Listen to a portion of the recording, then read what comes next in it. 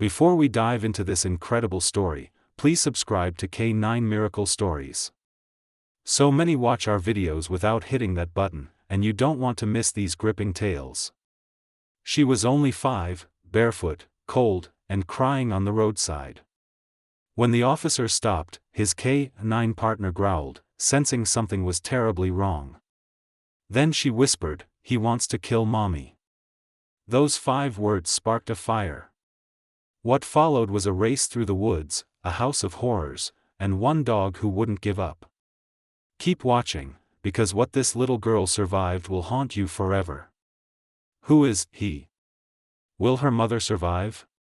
The sky was already fading into gold and ash as Officer Daniel Foster steered his patrol SUV down a narrow service road just outside the sleepy town of Asheville, North Carolina. The late autumn light cast long shadows across the cracked asphalt, while the wind scattered brittle oak leaves along the shoulder. It was the kind of afternoon that sank into your bones, quiet, too quiet. Daniel had grown used to spotting that kind of silence.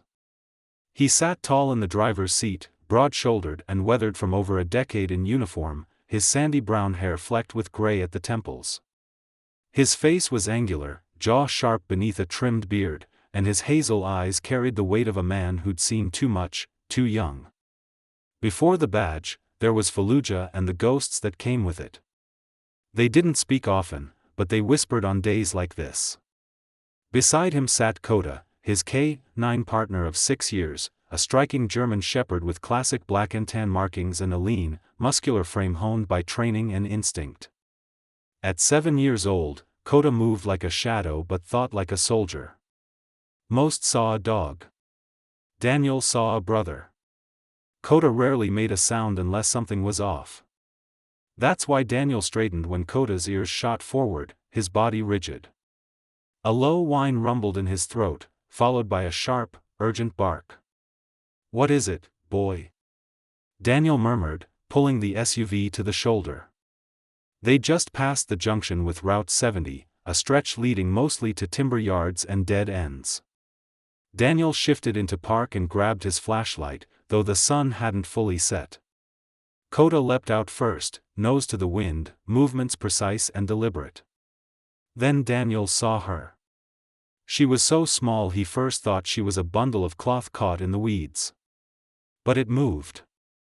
A child, no more than 5, barefoot, stumbling along the gravel edge like a puppet cut from its strings. Her dress, once pink, hung in tatters, stained with dirt and darker streaks. Her long, golden hair was matted, clinging to her cheeks, and her pale skin stood out against the bruised shadows under her eyes. She clutched something in one hand, a crumpled piece of paper or cloth, and her lips moved silently, eyes wide but distant. Daniel's heart clenched. He knelt slowly, palms out. "Hey, sweetheart. I'm Daniel, a police officer. Are you okay?" But before he could get closer, Coda let out a single, explosive bark that made the girl flinch. She looked straight at Daniel. Her eyes, a startling blue, glassy with tears, locked onto his like she was seeing through him. Her voice came as a whisper, too heavy for her age. "He wants to kill mommy." The words hit like a hammer. Daniel felt a cold grip on his spine. This wasn't a lost child. This was a child fleeing something, or someone. He reached out gently, and to his surprise, she didn't pull back. Instead, she blinked hard and swayed, as if her last bit of energy had drained away. "Okay," Daniel said softly. "I've got you now." He scooped her into his arms. She was light, too light, and the way she clung to his collar with one tiny hand tightened his throat. "Dispatch," he said into his radio. "Officer Foster here. I've got a juvenile female found alone on County Road 47 near Route 70, about 5 years old, possible victim of abuse or abduction. Need backup and medical ASAP." As he settled her into the back of the SUV, wrapping his patrol jacket around her trembling shoulders, Coda sat close, eyes fixed on her face with protective stillness. Daniel glanced at his partner and nodded once. "Stay sharp, bud." The girl nestled into the jacket, pressing her face into the fabric, and murmured something again. Daniel crouched to hear. "Is Mommy dead?" she asked, not with panic, but in a quiet, cracked tone that suggested she'd already braced for the answer.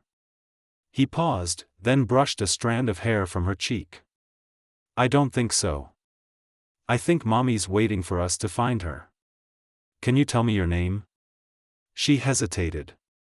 "Emily," she said finally. "Emily Carter." Daniel jotted it down. "Okay, Emily, can you tell me what happened?" Emily shook her head slowly. He got angry. "Mommy said we had to leave, but he caught her. I ran. I ran far." Her hands trembled as she pulled the crumpled paper from her pocket. It was a drawing, stick figures of a woman, a little girl, and what looked like a dog. Additionally, a man with his face obscured. Daniel swallowed hard. "Do you know where she is now? Where's Mommy?" Emily pointed weakly toward the woods they'd passed. "In the house with the broken roof near the trees." He dragged her there. It wasn't much, but it was enough. He called for a child protection unit and EMTs to meet at the station. As he drove back to town with Coda alert beside Emily, Daniel glanced in the rearview mirror and saw her watching the dog, not with fear, but with something like wonder. "What's his name?" she asked. "Coda," Daniel replied. "He's a good boy. Helps me find people in trouble." Emily nodded and rested her head against the window. "He found me." And there it was, the first thread of a much deeper knot. Daniel didn't know where this road led, what waited in the house with the broken roof, or who the man with the scratched-out face was. But he knew one thing: he wouldn't let this girl down. Not now. Not ever. The Asheville police station sat on the edge of town, a squat brick building framed by leafless trees and faded parking lines. Inside, fluorescent lights buzzed over pale green walls, and an old coffee maker hissed steam in a room that hadn't seen urgency in months. But now, the air felt tense, brittle, uncertain. Daniel entered through the rear, carrying Emily in his arms, still wrapped in his jacket. Coda trotted ahead, ears swiveling, alert but calm. At the front desk, a young officer with a round face and buzzed hair stood to greet them. His name tag read Murphy. At 26, he had the earnest stiffness of someone still learning to ease into the uniform. "Found her alone on Route 70, Daniel said, voice low but steady. "Name's Emily Carter. Says someone's trying to hurt her mom." Murphy blinked and reached for the radio. "I'll get dispatched to notify child services and medical." "Already done," Daniel replied, moving past him. "I need a quiet room and warm blankets." 10 minutes later, Emily sat curled on a vinyl couch in the station's interview room. A heated blanket draped over her lap, she held a cup of hot cocoa with both hands like it was the last warm thing on earth. Her face was cleaner now. Daniel had gently wiped away the grime, but the bruises on her arms stood out, blue and green under fragile skin. Across from her sat Lynn Whitaker, the county's lead child welfare specialist. Lynn, in her early 50s, had short, silver-streaked hair and wireframe glasses that kept sliding down her nose. She wore a navy sweater over a button-down and spoke with a voice that could soothe chaos. With over 25 years in child services, she'd seen every kind of broken child. But Emily was different. Her silence screamed. "She hasn't said much more," Daniel murmured from the corner. "Just that her mom's in danger and there's a man with a scar on his face." Lynn leaned in gently. "Emily, sweetheart, can you tell me where you live? Anything you remember about your house?" Emily didn't look up. Her voice was barely a breath. "It's a gray house in the trees, far. We weren't supposed to talk to anyone." Lynn nodded slowly. "Who told you that?" "The man. He gets loud at night. Mommy says to stay quiet when he drinks." Daniel's jaw tightened. The image of this tiny girl walking barefoot down a frozen road carved deeper into his gut. Did she give a name? The man? Emily shook her head. He has a scar like a lightning bolt across here.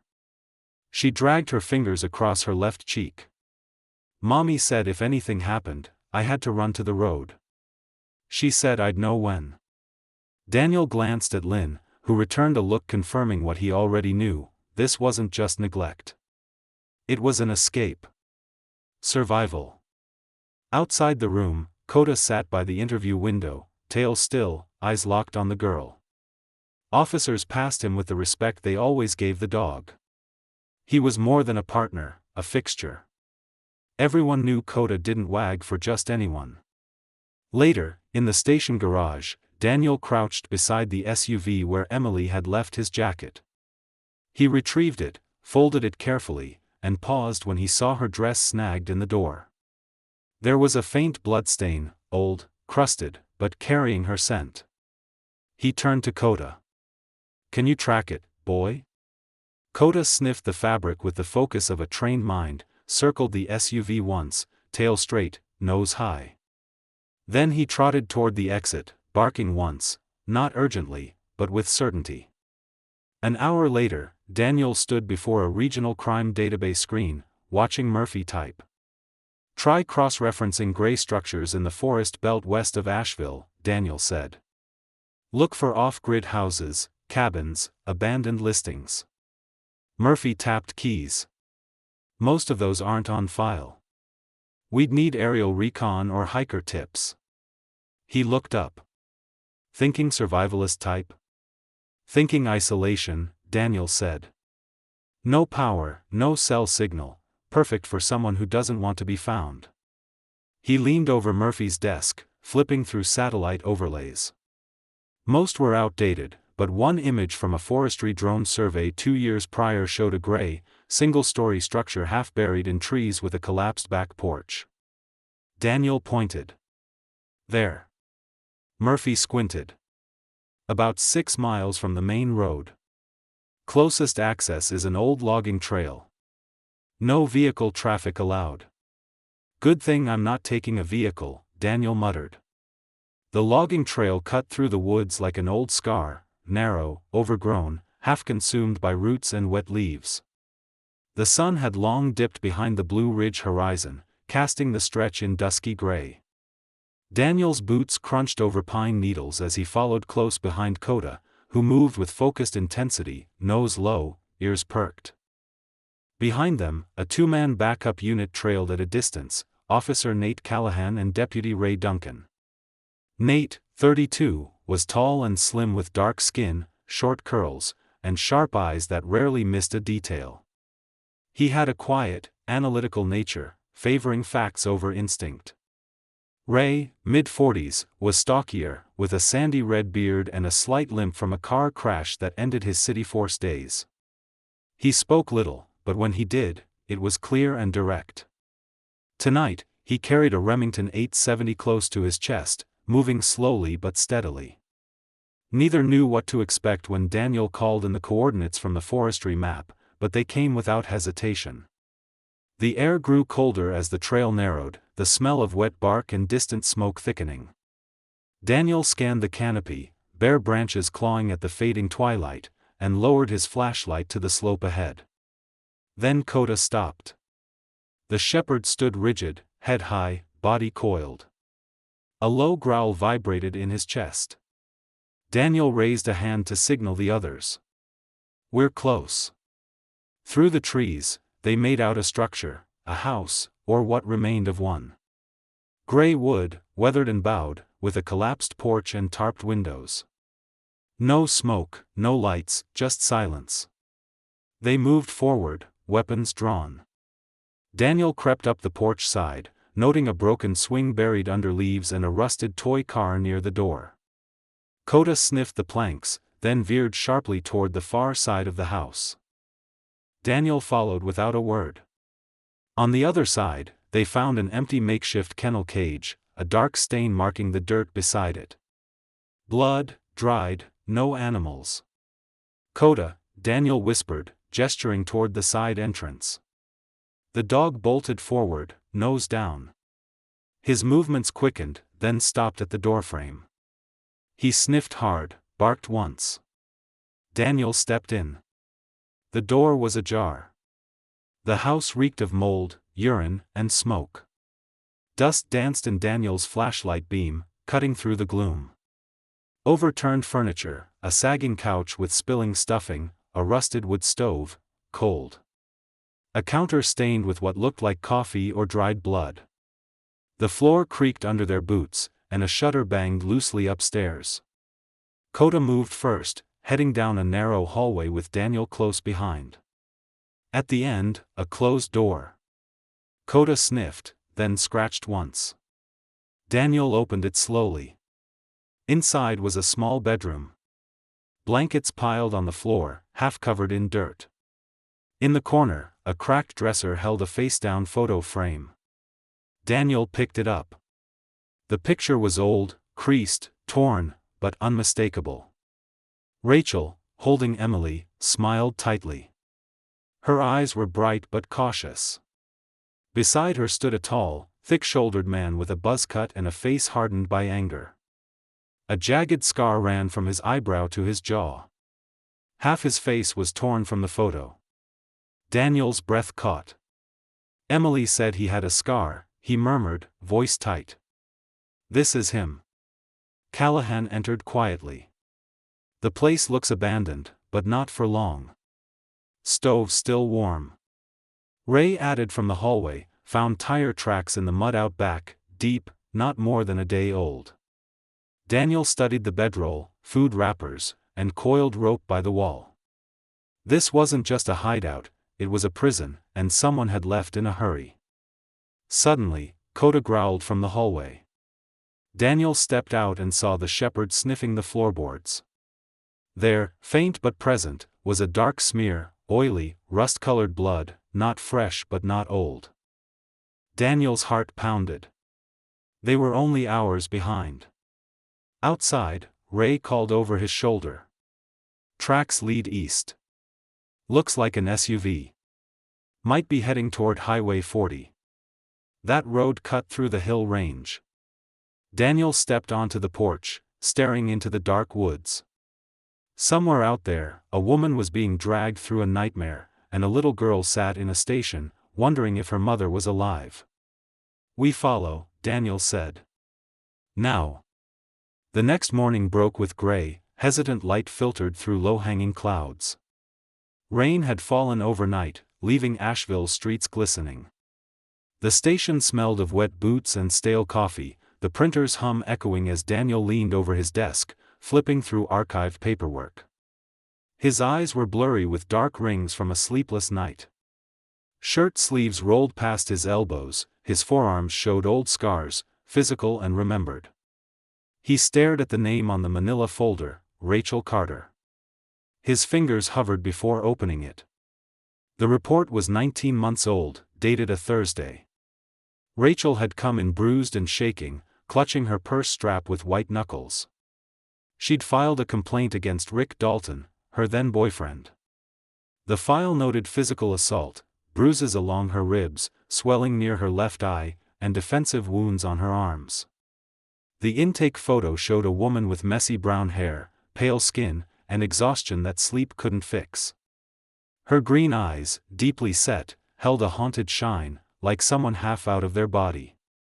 Dalton had been arrested, held in county jail for a year on charges of aggravated battery and unlawful restraint. Then, like too many, released early for good behavior. Rachel withdrew her statement shortly after. Daniel remembered the case passing quietly, a line in a memo he hadn't looked at twice. He regretted that now. He turned to Dalton's mug shot. Stocky, buzzed hair, a jaw like a cinder block. The jagged scar down his left face stood out, a white, raised mark twisting his mouth into a half-snarl. Military record, dishonorable discharge, bar fights on his sheet before Rachel. Born in Kentucky, moved to North Carolina 6 years ago. No living family, no steady job. A man who didn't root, only fed, devoured, and moved on. Daniel ran a secondary search on traffic and surveillance logs and found it. 2 nights ago, a red 2008 Chevy Trailblazer stopped at a rural gas station on Highway 39, 20 minutes from the mountain logging trail. Security footage showed Rick stepping out, his bulk unmistakable, cigarette between his fingers, moving restlessly like he expected trouble. The timestamp was 2 days ago. Daniel closed the file and exhaled. He needed someone who could follow patterns, pull threads from chaos. He called Detective Mia Sandoval, a longtime friend from Asheville Metro's domestic violence unit. Mia, 36, was sharp-witted, fast-talking, with a persistence bordering on obsessive. Her thick, curly black hair was tied in a practical ponytail, olive skin with light freckles across her nose, eyes that missed nothing. Years of walking into homes of battered women had honed her intuition to near psychic. She arrived at the station by 10 a.m., in black slacks, a leather jacket, and the faint scent of coffee and conviction. "Got your message," she said, heading to Daniel's desk. "Dalton's back?" Daniel nodded, showing her Emily and Rachel's photo. "Found the kid alone near Route 70. Said he wants to kill her mom. Her dress was torn, bruises all over her arms. We found the cabin, blood on the floor, signs of restraint, but Rachel's gone. Looks like he moved her." Mia frowned, scanning the file. "Rachel Carter. God, I remember her. Came to Metro before moving here. Said she wanted to disappear. We tried getting her into relocation, she backed out last minute. Guess we know why." "Shame does that," Daniel muttered. "Fear, too." Mia pulled out her phone, swiping through databases. "Dalton's got a cousin near Canyon Ridge. A tweaker runs a junkyard by the river flats. If Rick's running, he might stop there for gas, supplies, maybe a place to hide." Daniel leaned over her shoulder. "Can you get me the address?" She smirked. "Already sent it to your phone." Just then, Murphy walked over with a sheet of paper. "Got a tip. A hiker called in from near Highway 40. Saw a red SUV parked on a ridge trail leading to an old mining shack. Thought it was odd, said it smelled like something burning." Daniel and Mia exchanged a glance. Things were moving fast now. By noon, Daniel had the coordinates. He suited up in tactical gear, layered for the elevation shift, and checked his Glock with steady hands. Coda waited by the truck, tail thumping once as Daniel approached. Mia stood nearby, arms crossed. "You're going up alone. Callahan and Duncan are on rest rotation." Daniel replied, "I've got Coda. I'll radio if it turns ugly." "Be careful," she said, her voice not soft but carrying something beneath concern, maybe. Daniel nodded, climbed into the vehicle, and Coda hopped into the passenger seat like second nature. The road twisted through dense woodland, pines crowding close, the sky darkening with the promise of another storm. Daniel's fingers tightened on the wheel. He didn't know how long Rachel had, but his gut, old and never wrong, told him time was nearly up. Beside him, Coda sat rigid, ears flicking, nose twitching toward the wind. "We'll find her, buddy," Daniel murmured. "We have to." The ridge was silent except for the distant murmur of a creek and the whisper of pine needles in the wind. Just past 5 a.m., the sky began to lighten with a faint blue stretched thin over the Blue Ridge foothills. Mist curled low across the dirt, clinging to the underbrush, turning the forest into a dream caught between worlds, half shadow, half revealed. Daniel crouched behind a thicket of wild rhododendrons, eyes narrowed at a thin line of smoke rising from the trees ahead. Beside him, Coda sat still as stone, ears erect, body coiled. Behind them, the county's emergency response team gathered silently. Their leader, Captain Terrence Briggs, stood 6 feet 3 inches with the commanding presence of someone who'd survived Afghanistan and Charlotte streets. His close-shaved black hair was gray at the temples, his left forearm bearing a faded Marine unit tattoo under his Kevlar vest. Briggs had a low voice and unyielding discipline. He nodded to Daniel, leaning in.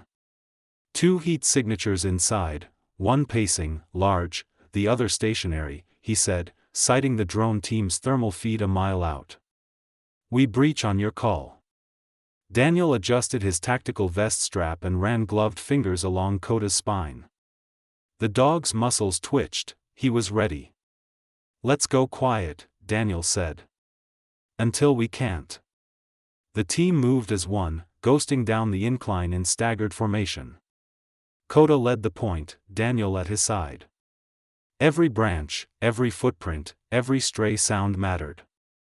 As they neared the shelter, not a cabin or proper tent, but a hybrid of scavenged tarp and broken lumber, Daniel heard a faint, angry voice, distorted, pacing, and another, quieter, crying. Rachel. Daniel raised a clenched fist. The team froze. He crept to the tarp wall, heart pounding. The structure had no real door, just a canvas flap tacked over an opening. He heard the man now, Rick Dalton. His voice was gravel and venom, sharp with frustration. Think they'll find you? Think anyone even remembers you exist? You're mine, Rachel. A boot thudded against wood, followed by a sharp gasp. Daniel's pulse surged. No more time. He nodded to Briggs. The captain motioned, and 2 officers peeled left and right. Then the breach. It was a blur. Daniel shoved the flap aside, weapon drawn, shouting, "Police! Drop the weapon!" Inside, Rick Dalton, broad-chested, unshaven, snarling, grabbed Rachel by the arm, yanking her as a shield. His face was mottled with rage, the pale scar on his left cheek stark in the morning light. Bloodshot eyes, greasy hair. Rachel, wrists bound, bruised, and barefoot, let out a choked cry. "I'll kill her," Rick roared. He didn't get the chance. Koda lunged, pure instinct, sharpened by training and something deeper, loyalty, purpose, love for the girl who cried on the road. The shepherd launched through the air, jaws wide, striking Rick square in the chest, knocking him back. Both crashed to the dirt floor. Daniel and Briggs moved fast, weapons trained. "Get on the ground. Don't move." Rick flailed, cursing, but Koda pinned his arm. 2 officers tackled him, disarmed him, and cuffed him face down. Koda backed off at Daniel's signal, panting but unshaken. Daniel rushed to Rachel. She was curled on the floor, breathing in short, panicked gasps. Her once rich brown hair was tangled, stuck to her bloodied forehead. Her cheek bore a faded slap mark, her lips were cracked, but she was alive. She looked up, blinking against tears, voice breaking. "Emily, is she safe?" Daniel knelt beside her. "She's safe. Your daughter made it to the road and found us. She saved you, Rachel." Rachel covered her face, sobbing, her body trembling. Daniel gently cut the zip tie binding her wrists and draped his jacket over her shoulders. Behind them, dawn cracked open, gold spilling through the trees like forgiveness. They led Rachel out to where a medic team waited. Briggs stayed back, cuffing Rick to a post while the team swept the area. A crime scene formed quickly, but none of that mattered to Daniel now. He stood by the ambulance, watching as Rachel was lifted onto a stretcher, her hand clutching his for one last confirmation. "Emily," she whispered. Daniel smiled, voice cracking with emotion. "She's waiting for you." Asheville General's walls were painted soft blues and muted greens, a deliberate choice to calm those in its sterile, silent corridors. The pediatric floor smelled faintly of baby powder and latex, with faded cartoon animal murals visible through years of touch-ups. In room 214, under thin hospital lighting, Rachel Carter sat upright in bed, arms wrapped tightly around her daughter, as if letting go might let the world take her again. Her dark brown hair, still matted in places, fell in uneven waves around her shoulders. Bruises on her jaw had yellowed at the edges, a butterfly bandage above her left eyebrow, Her pale, freckled skin softened under the fluorescent light, her hands trembling only slightly as they smoothed Emily's golden curls like prayer beads. Emily had fallen asleep in her arms soon after their reunion, body pressed tight against her mother's, one hand clutching Rachel's hospital gown. Even in sleep, her brow was furrowed, fear's last threads clinging to her face. But her breathing was steady, cheeks no longer hollow, a sigh whispering safety's return. In the corner, Daniel watched silently. In plain clothes, dark jeans, gray pullover, badge clipped to his belt, his sandy hair was tousled, his usually clean jaw dark with stubble. He looked tired but lighter, as if an unseen weight lifted the morning they brought Rachel out alive. Beside him sat Coda, tail curled around his paws, ears tilted toward the sleeping girl. The 7-year-old German shepherd looked almost regal under the lights, his black and tan coat freshly brushed after a K9 unit cleaning. His eyes stayed on Emily, tail giving one soft thump when she stirred. Rachel noticed. She looked at Daniel, eyes still glassy, raw. "He hasn't left her side," she whispered. "Since that morning." Daniel nodded slightly. "He remembers. Coda doesn't forget the ones he finds." Silence hung between them, not heavy, but full. Rachel exhaled softly and smiled, small, broken, but real. Later that afternoon, Nurse Clara Jennings checked Rachel's vitals. In her late 50s, sturdy, with short white hair and sun-spotted skin, Clara always wore purple tennis shoes. Patients loved her dry humor and gentle touch. "She's holding steady," Clara muttered, jotting numbers on her clipboard. "Improving.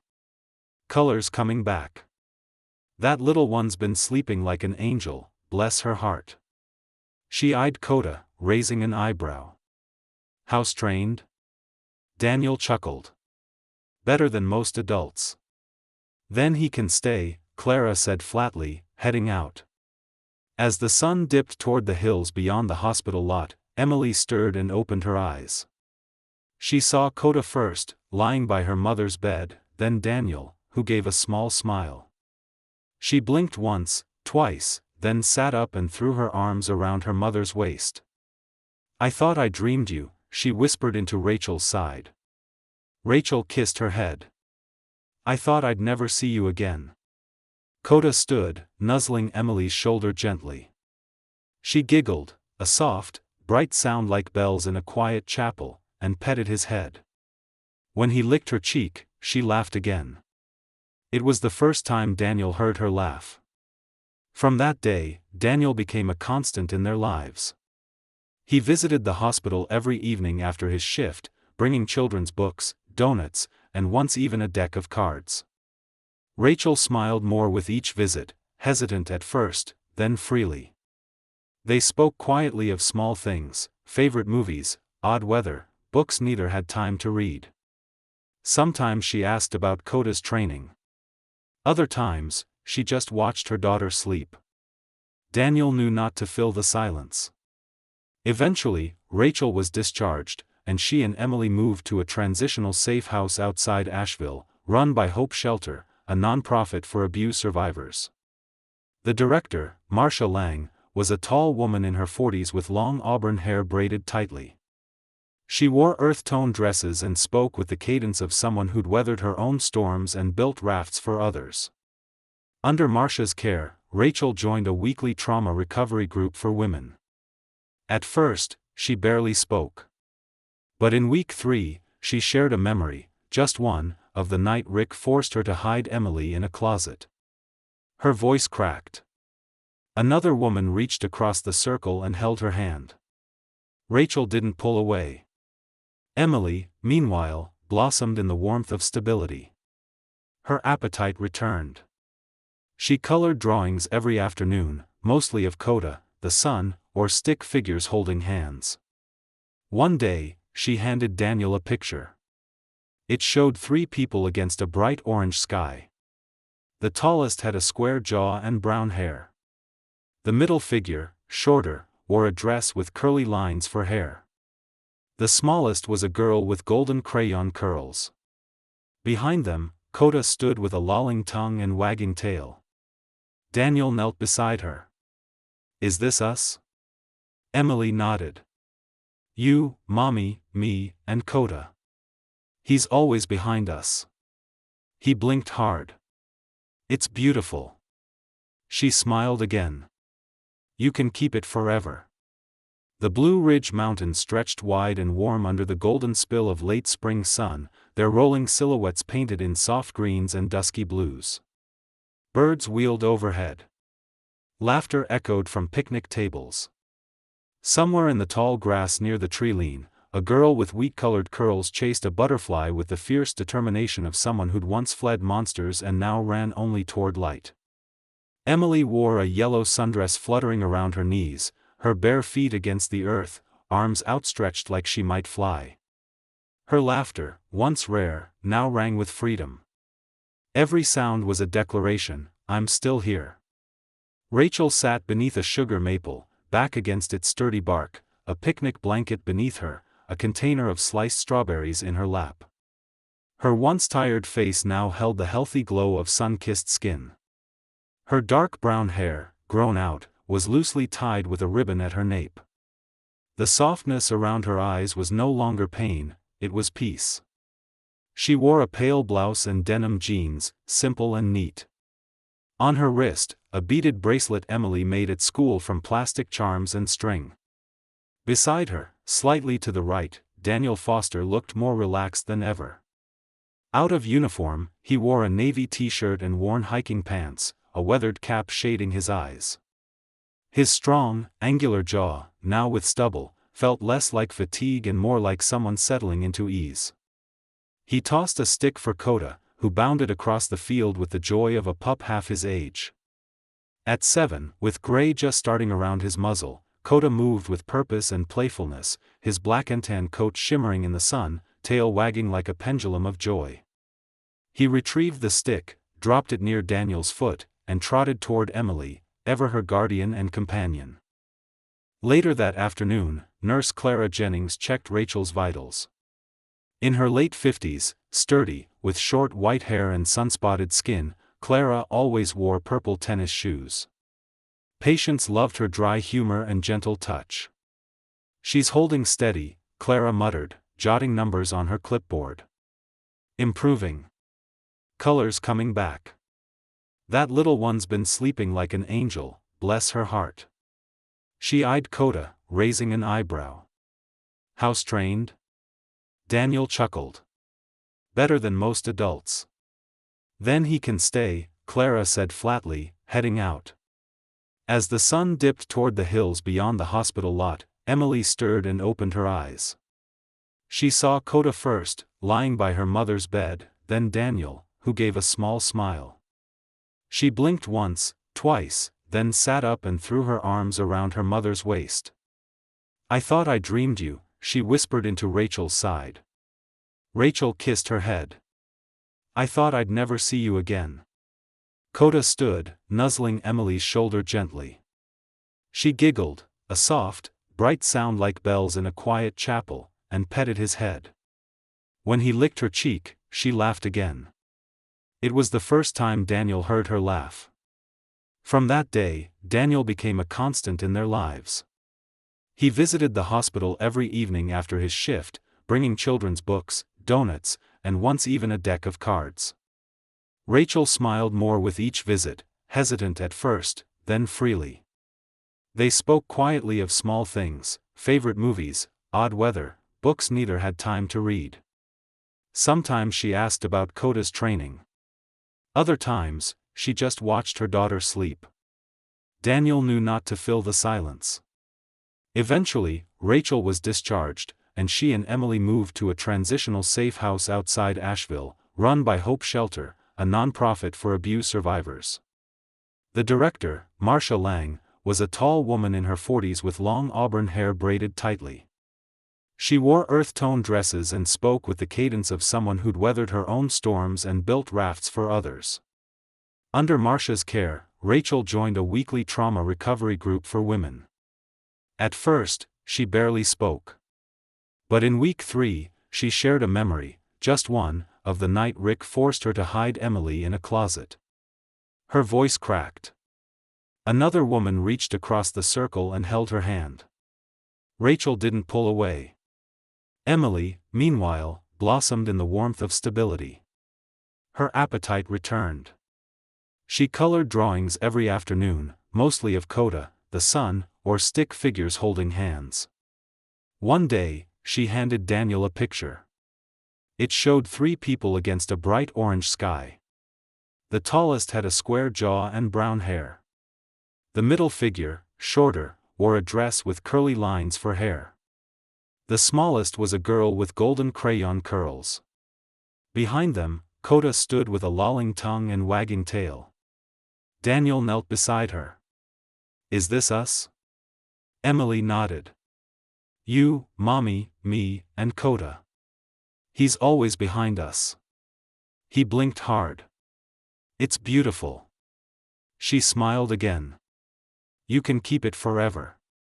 The Blue Ridge Mountains stretched wide and warm under the golden spill of late spring sun, their rolling silhouettes painted in soft greens and dusky blues. Birds wheeled overhead. Laughter echoed from picnic tables. Somewhere in the tall grass near the tree-line, a girl with wheat-colored curls chased a butterfly with the fierce determination of someone who'd once fled monsters and now ran only toward light. Emily wore a yellow sundress fluttering around her knees, her bare feet against the earth, arms outstretched like she might fly. Her laughter, once rare, now rang with freedom. Every sound was a declaration, "I'm still here." Rachel sat beneath a sugar maple, back against its sturdy bark, a picnic blanket beneath her, a container of sliced strawberries in her lap. Her once tired face now held the healthy glow of sun-kissed skin. Her dark brown hair, grown out, was loosely tied with a ribbon at her nape. The softness around her eyes was no longer pain, it was peace. She wore a pale blouse and denim jeans, simple and neat.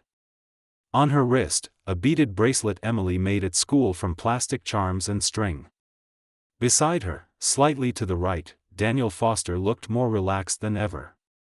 Out of uniform, he wore a navy t-shirt and worn hiking pants, a weathered cap shading his eyes. His strong, angular jaw, now with stubble, felt less like fatigue and more like someone settling into ease. He tossed a stick for Coda, who bounded across the field with the joy of a pup half his age.